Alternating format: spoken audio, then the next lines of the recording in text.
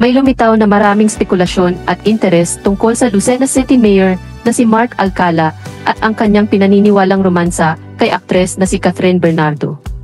Ang mga liko at kurbada sa love life ni Mayor Mark ay tiyak na nakapukaw ng pansin ng maraming tao, lalo na ng mga sumusubaybay sa balita ng showbiz.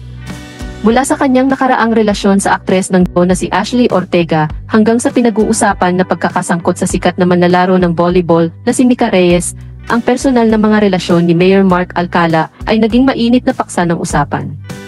Bagaman walang direkta isangkot sa showbiz, ang popularidad ni Mayor Mark sa social media at ang kanyang koneksyon sa kilalang personalidad mula sa industriya ng entertainment at sports ay nagdagdag sa intriga sa kanyang pagkatao.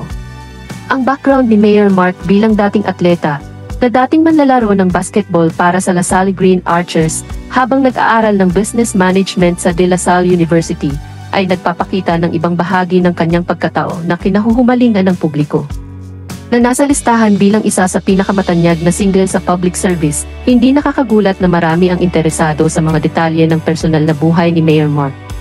Ang pagsulong pa niya kay Catherine Bernardo, na kasalukuyang iniugnay romantikong kay kapuso star Alden Richards, ay tiyak na nagtaas pa ng interes sa kanyang buhay pag-ibig. Sa kasalukuyan, pinagdidiriwang nina Alden at Catherine ang kanilang pelikula sa Canada.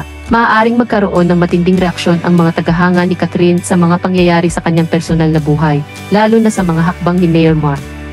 Magiging interesante na tingnan kung paano mag-unfold ang kwento na ito at ang mga reaksyon na maaaring makuha mula sa mga tagahanga at sa publiko.